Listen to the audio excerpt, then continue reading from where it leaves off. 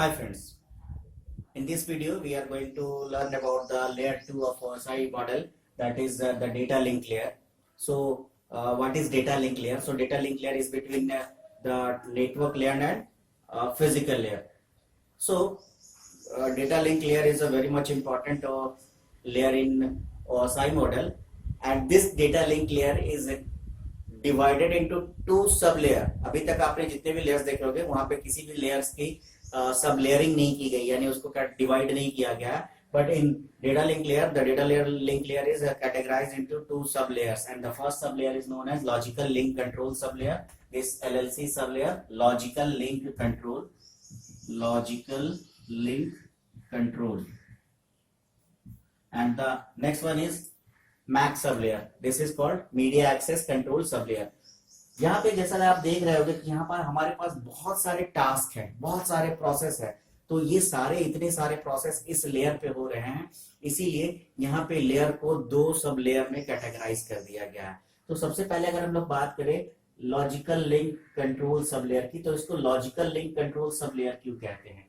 तो बेसिकली जब हम लोग logical link control sub layer की बात करते हैं, तो logical link control sub layer जो दो सिस्टम के बीच में एक लिंक स्टैब्लिश हो रहा है। हाँ, यहाँ पे एक ध्यान देने वाली बात ये है कि ये मैक्सिमम काम जो हमारे लोकल एरिया नेटवर्क के में इस लेयर का मैक्सिमम काम होता है। तो जो logical link control sub layer है, वो logical link control sub layer का बेसिक काम है कि दो सिस्टम यानी सोर्स और डेस्टिनेशन के बीच में जो लॉजिकल लिंक स्टैब्लिश कैसे किया जाएगा, कैसे डेटा ट्रांसमिशन किया जाएगा, उसके बारे में यहाँ डेफिनेशन अवेलेबल होते हैं। वहीं पे जब हम लोग media access control sub layer की बात करते हैं, तो चूंकि हमारे पास there are several types of media, बहुत तरह के मीडिया यूज कर रहे हैं, तो मीडिया जब यूज कर रहे हैं तो मीडिया एक ही होता है और उसी पे सारे के सारे डिवाइसेस और नोड्स अटैच होते हैं। तो उन मीडिया को किस तरीके से एक्सेस करना है ताकि जो कॉन्फ्लिक्शन हो डेटा का एक जगह से दूसरे एक सिस्टम का से डेटा दूसरे सिस्टम के साथ कोलाइड ना कर जाए, तो इन कैसे डेटा को पास किया जाएगा नेटवर्क पे मीडिया पे, उन सारी चीज के definition media access control sub layer पे डिफाइंड होता है। तो logical link control sub layer का जो बेसिक टास्क होता है, वो कौन कौन से टास्क या प्रोसेस अचीव किए जाते हैं logical link control sub layer में। तो जो सबसे पहला टास्क है ट्रांसमिशन सिंक्रोनाइजेशन, यानी जब सोर्स मशीन और डेस्टिनेशन मशीन डेटा ट्रांसमिट कर रहे हैं तो उनमें सिंक्रोनाइजेशन होना बहुत जरूरी है, ताकि पता चल सके कि डेटा जो भेजा जा रहा है वो एक्सेप्ट भी किया जाए। ऐसा नहीं कि हमने डेटा भेजा और वहां पे एक्सेप्ट नहीं हो रहा है। तो क्योंकि दोनों डिफरेंट मशीन है, दोनों अलग अलग है, दोनों का क्लॉक पल्स अलग अलग है, दोनों का काम करने का तरीका अलग अलग है, कोई फास्ट हो सकता है, कोई स्लो हो सकता है। तो इसको सिंक्रोनाइज करने के लिए ट्रांसमिशन सिंक्रोनाइजेशन प्रोसेस को यूज किया जाता है। और इस ट्रांसमिशन सिंक्रोनाइजेशन को अचीव करने के लिए हमारे पास कुछ मेथड्स है, जैसे कि सिंक्रोनस मेथड है, एसिंक्रोनस मेथड है, आइसोक्रोनस मेथड है। तो इस तरह के मेथड्स है, ये मेथड्स को यूज करके हम लोग ट्रांसमिशन सिंक्रोनाइजेशन को अचीव करते हैं इस media logical link control sub layer पे, यानी DLL पे। वहीं पे एक जो सबसे इंपॉर्टेंट टास्क है डेटा लिंक लेयर का, वो होता है फ्रेमिंग। फ्रेमिंग क्या होता है? तो बेसिकली यहाँ पे जो डेटा आ रहे हैं, जो बिट फॉर्म में डेटा है, उन डेटा को फ्रेम में कन्वर्ट करना होता है। मतलब कि जितने सारे डेटा आ रहे हैं उसको एक बाउंड्री वैल्यू देना होता है कि हाँ ये पर्टिकुलर डेटा इतना से इतना डेटा है, तो उसको एक फ्रेम दिया जाता है। और हर डेटा को, हर जितने भी डेटा ग्रुप ऑफ डेटा को एक दूसरे से क्या किया जाएगा, अलग किया जाएगा। तो बेसिकली ये काम किया जाता है फ्रेमिंग की हेल्प से। ये बिल्कुल वैसा ही है जैसे कि आप फोटो फ्रेम देखते हो, तो जितने फोटोज होते हैं अगर उसको आप फ्रेम में डालते हो तो क्या होता है ना, एक फोटो दूसरे फोटो से बिल्कुल अलग हो जाता है। तो दिस इज बेसिकली कॉन्सेप्ट यहाँ पे भी है कि जो डेटा का ग्रुप हमने बनाया है, या जो बिट्स का या सिग्नल्स का जो ग्रुप हमने बनाया है, वो दूसरे बिट्स और सिग्नल से बिल्कुल एक दूसरे से अलग हो जाए, ताकि उसको हम आसानी से आइडेंटिफाई कर पाए। So this is called framing. Now we have the third type of service which is known as connection service. और कनेक्शन सर्विसेज के बारे में मैंने ऑलरेडी ट्रांसपोर्ट लेयर पे आपसे डिस्कस किया था। तो यहाँ पे तीन तरह के सर्विसेज है, जैसा कि ट्रांसपोर्ट लेयर में प्रोवाइड करता है। Unacknowledged connection less service, that means ना एक्नॉलेजमेंट भेजी जाएगी, ना कनेक्शन स्टैब्लिश किया जाएगा, यानी सोर्स और डेस्टिनेशन के बीच में कोई कनेक्शन या पाथ डिफाइन नहीं किया जाएगा, बस वो नोड वो आगे फॉरवर्ड कर दिया जाएगा और उसके बदले में कोई एक्नॉलेजमेंट भी नहीं मिलने वाला है। वहीं पे दूसरी तरह की सर्विस है जिसको हम लोग कह रहे हैं acknowledged connection less service, that means we get the acknowledgement but there is no need to develop a path between source and destination. The third type of service, which is very much reliable service, which is acknowledged and connection oriented, that means कि हम path भी create करेंगे और साथ ही साथ हमें acknowledgement भी मिलेगा। इससे हमारे डेटा पहुंचने की गारंटी बहुत अच्छी होगी। That means it is a reliable and guaranteed service. वहीं पे जब हम लोग बात करें फ्लो कंट्रोल की, ये हमने वेब ट्रांसपोर्ट लेयर पे इसका यूज किया था, फ्लो कंट्रोल के बारे में डिस्कस किया था। तो वहां पे हम लोग स्टॉप एंड वेट और स्लाइडिंग विंडो के कुछ एग्जांपल्स दिए थे। तो यहाँ पे वो स्लाइडिंग विंडो के कौन कौन से एग्जांपल्स हमने वहां पे go and back, ARQ and selective repeat के बारे में जो डिस्कस किया था, उसको हम लोग यहाँ डिटेल से पढ़ने की और समझने की कोशिश करेंगे।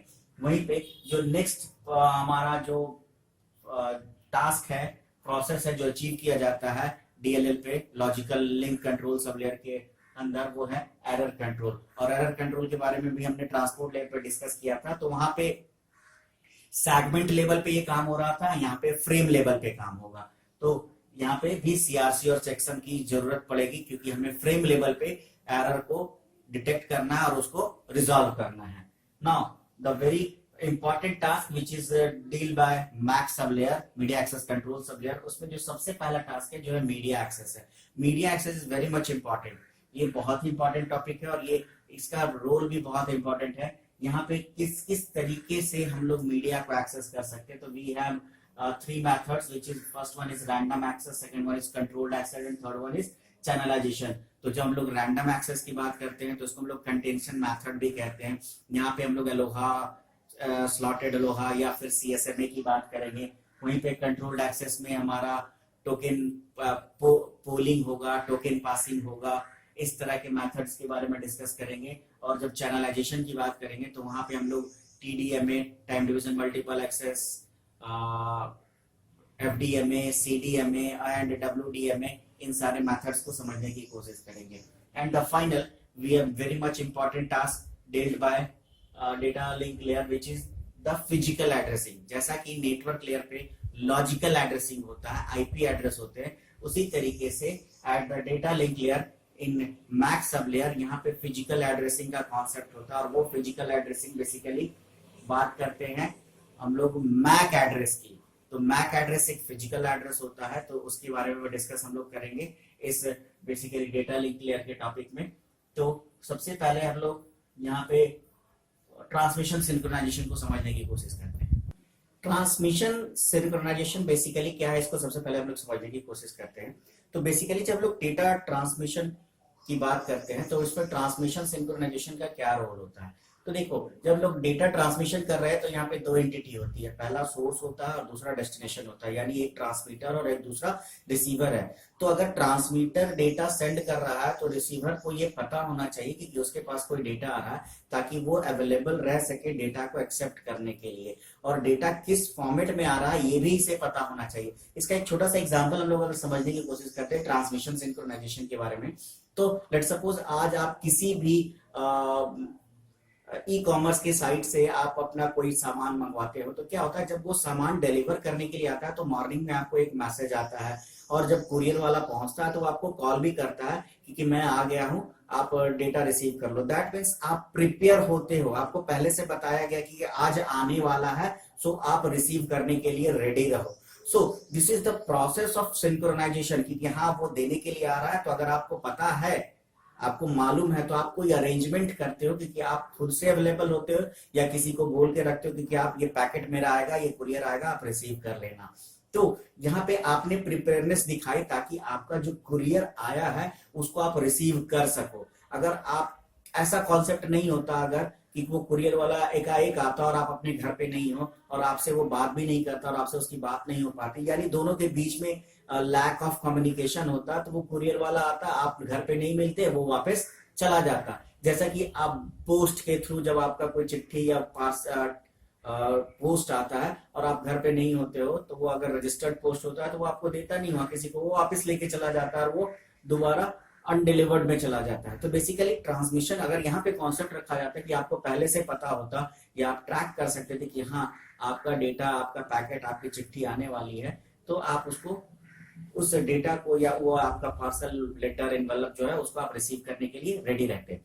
तो यहाँ पे भी वही बात की जा रही है ट्रांसमिशन सिंक्रोनाइजेशन में, कि अगर सोर्स ने डेटा भेजा है तो रिसीवर एक्सेप्ट करने के लिए तैयार है। अब बात यह है कि सोर्स अलग है, डेस्टिनेशन अलग है, दोनों मशीन अलग है, दोनों का सिस्टम अलग है, दोनों का काम करने का तरीका अलग है। तो कैसे ये डिफाइंड होगा कि ये जब भेजेगा बिल्कुल एज इट इज उस तरीके से यहाँ पे रेडी रहे, प्रिपेयरनेस रहे कि दोनों इसको एक्सेस कर सके। तो इसको अचीव करने के लिए यहाँ पे जो प्रोसेस यूज किया जाता है, उसमें जो सबसे पहला प्रोसेस है जिसको हम लोग कहते हैं एसिंक्रोनस प्रोसेस। तो एसिंक्रोनस प्रोसेस में बेसिकली क्या होता है, यहाँ पे जो दोनों मशीन है वो दोनों मशीन एक दूसरे से डिफरेंट है।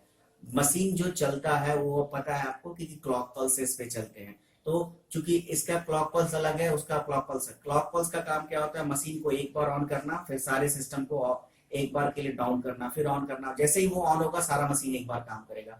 लेकिन जब दो अलग अलग मशीन है तो दोनों का क्लॉक पल्स सेम नहीं हो सकता। तो यहाँ पे एसिंक्रोनस मोड को यूज किया जाता है। और नॉर्मली जब हम लोग नेटवर्क की बात करते हैं तो नेटवर्क में मोस्टली जो डेटा ट्रांसमिशन या ट्रांसमिशन सिंक्रोनाइजेशन होता है वो एसिंक्रोनस ही होता है। तो एसिंक्रोनस में बेसिकली क्या किया जाता है, यहाँ पे जो डेटा सेंड किया गया उस डेटा सेंड के स्टार्टिंग में स्टार्ट बिट लगाया गया, और बीच में डेटा है इसका, और लास्ट में स्टॉप बिट है। और जब सेंडर सेंड कर रहा है तो जो रिसीवर होगा वो स्टार्ट बिट को आइडेंटिफाई करेगा एंड फाइनली स्टॉप बिट को आइडेंटिफाई करेगा। यानी इसके बीच में डेटा है और इसके बीच में यहाँ पे कैरेक्टर होता है, पैरिटी होती है और स्टॉप बिट होता है। और इस तरीके से हर कैरेक्टर को ऐसे भेजा गया ताकि रिसीवर उसको आसानी से समझ सके कि हाँ कैरेक्टर उसका कौन सा है। क्योंकि जो भी डेटा सेंड किया जाएगा वो 0101 के फॉर्मेट में होगा। तो कहाँ कैरेक्टर शुरू हुआ है, कहाँ कैरेक्टर एंड हो रहा है, कहीं पे 8 बिट का कैरेक्टर यूज किया गया, कहीं 16 बिट का कैरेक्टर यूज किया गया है। तो ये कैरेक्टर का स्टार्टिंग क्या है, एंडिंग क्या है, ये डिफाइंड कैसे होगा, रिसीवर को कैसे पता चलेगा। तो उसके लिए कुछ ऐसा तरीका इस्तेमाल किया जाता है, इसको हम लोग कहते हैं एसिंक्रोनस ट्रांसमिशन। वहीं पे जब हम लोग सिंक्रोनस ट्रांसमिशन की बात करते हैं तो सिंक्रोनस ट्रांसमिशन में बेसिकली क्या होता है कि ये जो दोनों मशीन्स होंगे या जिनके बीच में डेटा ट्रांसमिशन होगा वो क्लॉक साइकिल से या सिंक्रोनस बीट से एक दूसरे को क्या करते हैं, बेसिकली सिंक्रोनाइज करते हैं। ये बिल्कुल वैसा है कि रात 8 बजे ये सीरियल आने वाला है, तो जो सीरियल दिखाने वाला चैनल है वो भी 8 बजे ऑन करेगा उस सीरियल को, और जो देखने वाले लोग हैं वो भी 8 बजे अवेलेबल होंगे टीवी के सामने। यानी मिस नहीं होगा, ये उसी टाइम पे ऑन करेगा, दूसरा उसी टाइम पे उसको देखने के लिए रेडी रहेगा। तो यानी दोनों एक टाइम पे रेडी हुए, एग्री हुए, तो ये जो आपका सीरियल है या जो प्रोग्राम है वो दिखाने वाला दिखा रहा है और जो ऑडियंस है उसको उसी समय पे देख रही है। बिल्कुल ऐसा है कि सोर्स अगर मशीन से डेटा, सोर्स मशीन डेटा भेज रहा है तो रिसीवर मशीन बिल्कुल उसको पता है, टाइमली वो रेडी है, यहाँ उसने डेटा भेजना शुरू किया है तो उसने डेटा एक्सेप्ट को उसी तरीके से, हाँ एक बिट आया तो ये एक बिट है, फिर ये एक बिट है, ये एक बिट है, ये एक कैरेक्टर है, ये एक बाइट है, वो उसको आइडेंटिफाई करता है ऑन सिंक्रोनस बिट। सो हमारा जो दूसरा मेथड है वो सिंक्रोनाइजेशन का, जो सिंक्रोनस मेथड कहते हैं उसे। आगे की चीजें नेक्स्ट वीडियो में हम लोग देखेंगे। इस वीडियो में इतना ही। Thank you.